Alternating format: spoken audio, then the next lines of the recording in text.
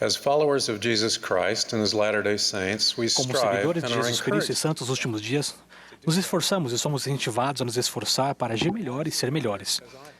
Vocês talvez já tenham se perguntado, assim como eu já me perguntei, estou fazendo o suficiente? O que mais deveria estar fazendo? Ou, sendo uma pessoa imperfeita, como posso me qualificar para habitar com Deus em um estado de felicidade sem fim? Miqueias, o profeta do Velho Testamento, fez essa pergunta da seguinte maneira: com que me apresentarei ao Senhor e me inclinarei ao Deus Altíssimo? De modo irônico, Miqueias perguntou se mesmo ofertas exorbitantes seriam suficientes para compensar o pecado, dizendo: agradar-se-á ao Senhor de milhares de carneiros, de 10.000 ribeiros de azeite? Darei o meu primogênito pelo pecado da minha alma? A resposta é não. Boas obras não são o suficiente. A salvação não é algo que se conquista. Nem mesmo os amplos sacrifícios que Miqueias sabia que eram impossíveis podem redimir o menor dos pecados. Se depender de nós mesmos, não há esperança quanto à perspectiva de voltarmos a viver na presença de Deus. Sem as bênçãos que advêm do Pai Celestial de Jesus Cristo, sozinhos nunca faremos o bastante ou seremos bons o suficiente. A boa notícia, porém, é que por causa de Jesus Cristo e por meio dele, podemos nos tornar bons o suficiente. Todas as pessoas serão salvas da morte física pela graça de Deus, por meio da morte e da ressurreição de Jesus Cristo. E se voltarmos nosso coração a Deus, a salvação da morte espiritual se torna possível a todas as pessoas por meio da expiação de Cristo, pela obediência às leis e ordenanças do Evangelho. Podemos ser redimidos do pecado para nos apresentarmos limpos e puros diante de Deus. Miqueias explicou: Deus te declarou, ó homem, o que é bom e o que o Senhor pede de ti, senão que pratiques a justiça e ames a benevolência e andes humildemente com o teu Deus. A orientação de Miqueias para que voltemos nosso coração a Deus e que nos qualifiquemos para a salvação contém 3 elementos relacionados. Praticar a justiça significa agir honrosamente com Deus e com outras pessoas. Agimos honrosamente com Deus ao andarmos humildemente com Ele. Agimos honrosamente com outras pessoas ao amarmos a benevolência. Praticar a justiça é, portanto, uma aplicação prática do primeiro e do segundo mandamentos. Amarás ao Senhor teu Deus de todo o teu coração e de toda a tua alma e de todo o teu pensamento. E amarás o teu próximo como a ti mesmo. Praticar a justiça e andar humildemente com Deus significa, de modo intencional, desviar a nossa mão da injustiça, andar em seus estatutos e permanecer verdadeiramente fiéis. Uma pessoa justa se afasta do pecado, aproxima-se de Deus, faz convênios com Ele e guarda esses convênios. Uma pessoa justa escolhe obedecer aos mandamentos de Deus, arrepende-se quando comete erros e continua tentando. Quando Cristo ressurreto visitou os nefitas, ele explicou que a lei de Moisés havia sido substituída por uma lei mais elevada.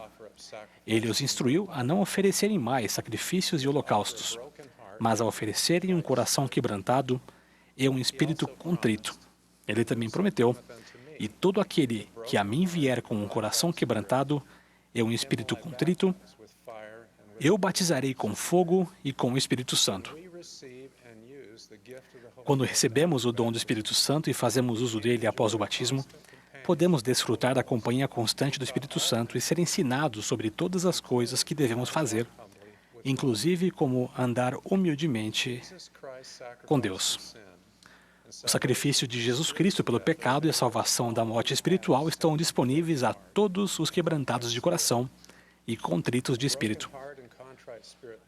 Um coração quebrantado e um espírito contrito nos motivam a nos arrepender alegremente e a tentar ser mais semelhantes ao nosso Pai Celestial e a Jesus Cristo. Ao fazê-lo, recebemos a purificação, cura e o poder fortalecedor que advém do Salvador. Não somente praticamos a justiça e andamos humildemente com Deus, mas também aprendemos a amar a benevolência, como o Pai Celestial e Jesus Cristo amam. Deus se deleita na benevolência e não se contraria com o uso dela. Nas palavras de Miqueias, quem é Deus semelhante a ti, que perdoa a iniquidade, que tornará a apiedar-se de nós e lançará todos os pecados nas profundezas do mar. Amar a benevolência de maneira que Deus ama é algo intrínseco a se relacionar de modo justo com outras pessoas e não as maltratar. A importância de não maltratar as pessoas é destacada em uma anedota sobre Hillel, o ancião, um erudito judeu que viveu no primeiro século antes de Cristo. Um dos alunos de Hillel ficou indignado com a complexidade da Torá, os 5 livros de Moisés com seus 613 mandamentos e respectivos escritos rabínicos. O aluno desafiou Hillel a se equilibrar em apenas um dos pés e a explicar a Torá antes que ele perdesse o equilíbrio. Hillel talvez não fosse capaz de se equilibrar muito bem, mas aceitou o desafio. Ele citou o livro de Levítico dizendo: "Não te vingarás, nem guardarás ira contra os filhos de teu povo, mas amarás o teu próximo como a ti mesmo. Eu sou o Senhor." Hillel então concluiu rapidamente: "Não faça a teu próximo o que não queres que façam a ti." Essa é a essência da Torá. O resto são apenas comentários. Vá e estude-a. Relacionar-se honrosamente com outras pessoas inclui amar a benevolência. Reflitam sobre uma conversa que ouvi acidentalmente há décadas, no setor de emergência do Hospital Johns Hopkins, em Baltimore, Maryland, nos Estados Unidos. Um paciente, o Sr. Jackson, era um homem cortês e agradável, bem conhecido pela equipe do hospital. Ele já havia sido hospitalizado várias vezes a fim de tratar doenças relacionadas ao álcool. Nessa ocasião, o Sr. Jackson voltou ao hospital por mostrar sintomas que seriam diagnosticados como uma inflamação do pâncreas causada pelo álcool. Perto do fim de seu turno, o Dr. Cohen, o médico trabalhador e admirado, avaliou o Sr. Jackson e concluiu que uma internação seria necessária. O Dr. Cohen designou a Dra. Jones, a médica que o substituiria no turno seguinte, para internar o Sr. Jackson e supervisionar seu tratamento. A Dra. Jones havia estudado em uma prestigiosa faculdade de medicina e estava apenas começando seus estudos de pós-graduação. Esse treinamento exaustivo estava frequentemente associado à privação de sono, o que provavelmente contribuiu para a resposta negativa da Dra. Jones. Deparando-se com sua 5ª internação naquela noite, ela queixou-se em alta voz com o Dr. Cohen. Ela achava injusto que tivesse de dedicar muitas horas para cuidar do Sr. Jackson, tendo em vista que a situação dele havia sido causada por ele próprio. A enfática resposta do Dr. Cohen foi proferida quase que em um sussurro. Ele disse: "Dra. Jones, você se tornou médica para cuidar das pessoas e trabalha para curá-las. Você não se tornou médica para julgá-las.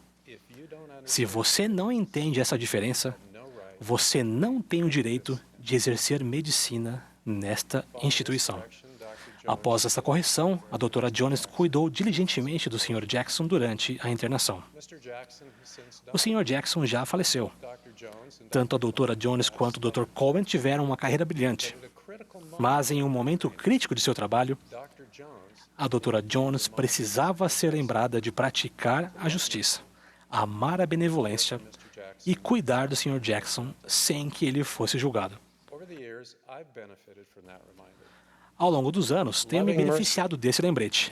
Amar a benevolência significa que não amamos apenas a misericórdia que Deus nos concede. Nós nos deleitamos com o fato de Deus conceder essa mesma misericórdia a outras pessoas, e nós seguimos o seu exemplo. Todos são iguais perante Deus, e todos precisamos de tratamento espiritual para sermos ajudados e curados. O Senhor disse: "Não apreciareis uma carne mais que a outra", ou seja, nenhum homem se considerará melhor que outro. Jesus Cristo deu exemplo do que significa praticar a justiça e amar a benevolência. Ele se associava livremente aos pecadores, tratando-os honrosa e respeitosamente. Ele ensinou sobre a alegria de se guardar os mandamentos de Deus e procurou elevar, em vez de condenar, os que tinham dificuldades. Ele realmente censurou aqueles que o condenavam por ministrar às pessoas que eles consideravam indignas. Essa presunção o ofendia e ainda o faz. Para ser cristão, uma pessoa deve praticar a justiça, comportar-se honrosamente perante Deus e outras pessoas. Uma pessoa justa é civilizada em palavras e ações e reconhece que as diferenças de perspectiva ou de crença não impossibilitam que haja genuína bondade e amizade. Aqueles que praticam a justiça não terão o desejo de ferir-se uns aos outros, mas sim de viver em paz. Para ser cristão, uma pessoa deve amar a benevolência. As pessoas que amam a benevolência não julgam. Elas manifestam compaixão pelos outros, especialmente pelos menos afortunados. Elas são gentis, amáveis e honradas. Elas tratam todas as pessoas com amor e compreensão, a despeito de características como raça, gênero, filiação religiosa, orientação sexual, situação socioeconômica e diferenças relacionadas a grupos sociais ou à política. Elas são elevadas pelo amor cristão. Para ser cristão, a pessoa escolhe a Deus, anda humildemente com Ele, procura agradá-lo e cumpre os convênios com Ele.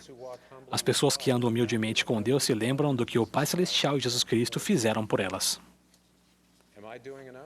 Estou fazendo o suficiente? O que mais devo fazer? A atitude que tomamos em resposta a essas perguntas é algo vital para a nossa felicidade nesta vida e nas eternidades. O Salvador não deseja que subestimemos a salvação. Mesmo após termos feito os convênios sagrados, existe a possibilidade de cairmos da graça e apartar-nos do Deus vivo. Assim, devemos estar atentos e orar, sempre para não cairmos em tentação. Porém, ao mesmo tempo, nosso Pai Celestial e Jesus Cristo não desejam que fiquemos distraídos por uma incerteza contínua durante nossa jornada mortal, imaginando se já fizemos o suficiente para sermos salvos e exaltados. Eles seguramente não desejam que sejamos atormentados por erros dos quais nos arrependemos, pensando neles como feridas que nunca se curam, ou que fiquemos excessivamente apreensivos com a ideia de tropeçar novamente. Podemos avaliar nosso progresso. Podemos saber que o curso da vida que estamos buscando está de acordo com a vontade de Deus. Quando praticamos a justiça, amamos a benevolência e andamos humildemente com nosso Deus. Absorvemos os atributos do Pai Celestial e de Jesus Cristo em nosso próprio caráter e amamos uns aos outros. Quando fizerem essas coisas, vocês seguirão o caminho do convênio e se qualificarão para habitar com Deus em um estado de felicidade sem fim. Sua alma será imbuída da glória de Deus e da luz da vida eterna. Vocês ficarão repletos de uma alegria incompreensível. Testifico que Deus vive e que Jesus é o Cristo, nosso Salvador e Redentor, que estende sua misericórdia a todas as pessoas de maneira amorosa e alegre. Vocês não amam isso? Em nome de Jesus Cristo. Amém.